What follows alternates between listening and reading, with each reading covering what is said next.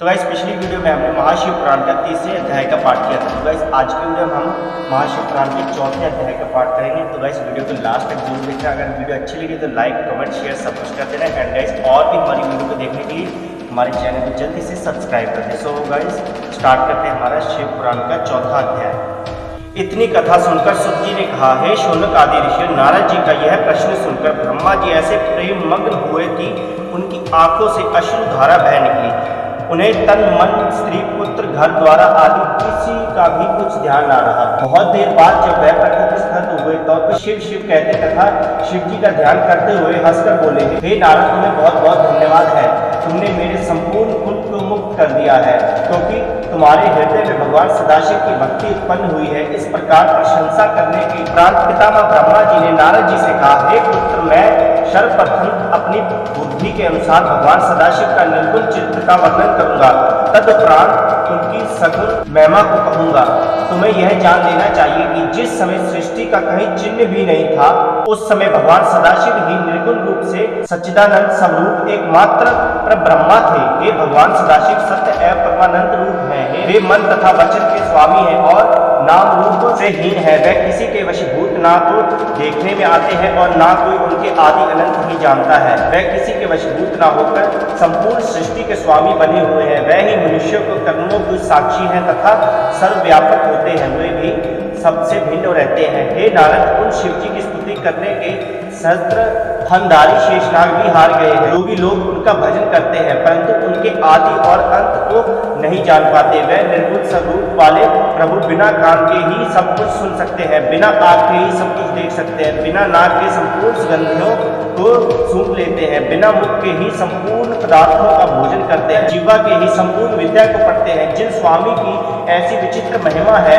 उनकी स्तुति भला किस प्रकार की जा सकती है। हे नारद, इसे निर्गुण स्वरूप भगवान सदाशिव ने जब अपने मन में यह इच्छा की कि हम एक से अनेक हो जाएं, उस समय सगुण रूप हो गए। उनके निर्गुण एवं सगुण रूप से कोई अंतर नहीं है। उन्होंने विष्णु और ब्रह्मा को उत्पन्न किया है एवं वे ही संपूर्ण प्राणियों में प्रतिष्ठित विराट स्वरूप है। उनके सहस्त्रों नाम है, जिनमें शिव, शंकर, हर, नाथ, महेश, परमदेव, वामदेव, जगदीश्वर, परमेश्वर, परमात्मा, ब्रह्मा, गरीश, शंभु, सदाशिव, अनीश, त्रिशूलपाणी, ईश्वर, सुखदाता, आनंदी, अनंत, सर्व आदि संसार के अधिक प्रसिद्ध है। वह भगवान सदाशिव ब्रह्मा एवं विष्णु द्वारा मान प्राप्त करते हैं। सृष्टि को उत्पन्न करने वाले तथा भक्तों को आनंद प्राप्त कराने वाले तो भगवान उमापति ही सूर्य, चंद्रमा आदि सहस्त्रों गुणों से भरी हुई संपूर्ण सृष्टि एवं ब्रह्मा, विष्णु तथा रुद्र के उत्पन्न करता है। इस प्रकार भगवान सदाशिव अपने सहस्त्रों नामों से संपूर्ण लोकों से प्रसिद्ध है। हे नारद, अब तुम उन भगवान शिव जी के उस सगुण स्वरूप का वर्णन सुनो, जिसका स्मरण करने से ही संपूर्ण पाप नष्ट हो जाते हैं। सगुण स्वरूप में वह मस्तक पर जटाजुट एवं गंगा जी के धारण किए हैं। उनके भाल पर चंद्रमा की कला एवं धनुष काल त्रिपुंड विराजमान है। वह कानों में कुंडल पहने हैं और सूर्य, चंद्रमा तथा अग्नि के समान 3 लाल नेत्रों को धारण किए हैं तथा उनका भातकालीन सूर्य के समान पहला मुख पूर्व दिशा की ओर रहता है और उनका दूसरा मुख दक्षिण दिशा की ओर, और उनके कंठ में 3 लकीरें हैं।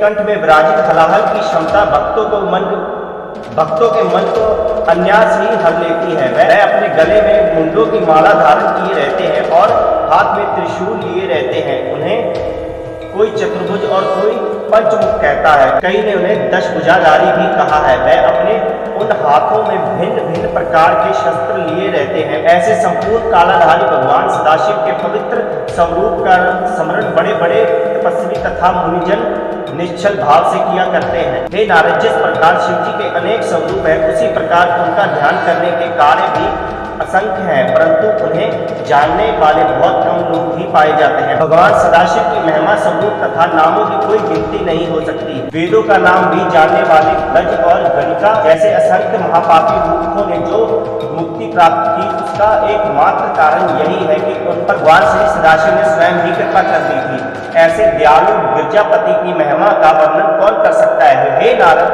भगवान सदाशिव ने ही अपने आनंद के निमित्त शक्ति को प्रकट किया था, अर्थात भगवान शिव जी के तेज द्वारा ही महाशक्ति का जन्म हुआ है। उस महाशक्ति का जो स्वरूप है वह मैं तुम्हें बताता हूँ। वे देवी 16 श्रृंगार किए हुए हैं, उनका शरीर स्वयं कमल के समान कोमल है, उनके केश घुंघराले तथा कृष्णवर्ण के हैं।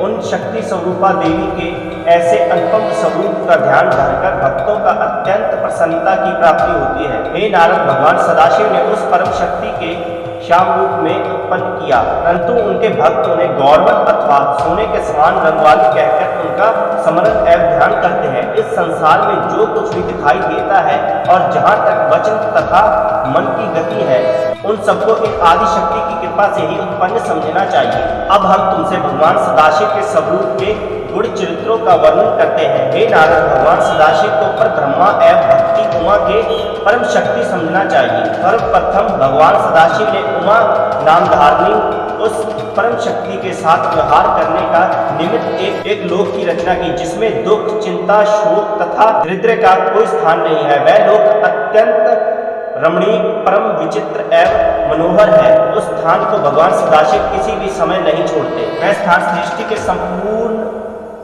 जीवों को आनंद देने वाला होने के कारण आनंद वन के नाम से भी प्रसिद्ध है। वह स्थान सिद्ध रूप, तेजस रूप तथा आदित्य होने के कारण काशी भी कहलाता है। उस नगर में भगवान सदाशिव ने अपनी इच्छा से एक ऐसे भगवान का निर्माण किया जो एक प्रकार के रत्नों से अलंकृत थे, जिसमें मोतियों की झालरें लटका करती हैं और जहाँ छत्र, विमान आदि असीमित संख्या में रखे हुए हैं। उस लोक अथवा नगर में कल्प वृक्ष के समान और विलासा पूर्ण करने वाले सहस्त्रों वृक्ष विद्यमान है। उस भवन को भगवान सदाशिव ने अपनी आदि शक्ति सहित सुशोभित किया है। उन्होंने परम शक्ति को संबोधित करते हुए कहा, हे प्रिय, यह लोक अत्यंत उत्तम, परम पवित्र एवं प्रसन्नता प्रदान करने वाला है। अतः ये मुझे तथा तुझे अत्यंत प्रिय है। यह किसी प्रकार के दुख का कभी प्रवेश ना हो सकेगा। जो मनुष्य यहाँ पहुँच जाएगा वह नरक के दुखों से मुक्त हो जाएगा। हम इस काशी की जो प्रशंसा करते हैं सो कोई आश्चर्य की बात नहीं है, क्योंकि इसकी स्तुति का वर्णन करने में वेद भी असमर्थ है। इतना कहकर भगवान सदाशिव भक्ति उमा के साथ वहाँ व्यवहार करने लगे। जब उनके हृदय में यह इच्छा उत्पन्न हुई कि हम कोई रचनात्मक कार्य करें, उस समय उन्होंने भगवती उमा से इस प्रकार कहा, हे प्रिय, अब हम कोई ऐसा काम करना चाहते हैं जिससे हम दोनों को प्रसन्नता की प्राप्ति हो। तो फ्रेंड्स, आज का चौथा अध्याय हमारा यहीं पे समाप्त होता है। तो गाइस, हम नेक्स्ट वीडियो में हमारे 5वें अध्याय का बिल्कुल विस्तार से आपको पढ़कर सुनाएंगे। सो आज की वीडियो यहीं पर हम समाप्त करते हैं। सो मिलते हैं नेक्स्ट वीडियो में हमारे 5वें अध्याय के साथ। एंड गाइस, जो हमारा तीसरा, पहला, दूसरा अध्याय जो आपको अगर वो भी वीडियो देखना चाहते तो गाइस लिंक डिस्क्रिप्शन बॉक्स में, एंड गाइस हमारे चैनल में भी वो वीडियो वो अभी आप जरूर देखना। सो मिलते हैं हमारे नेक्स्ट वीडियो में, तब तक के लिए गुड बाय, टेक केयर।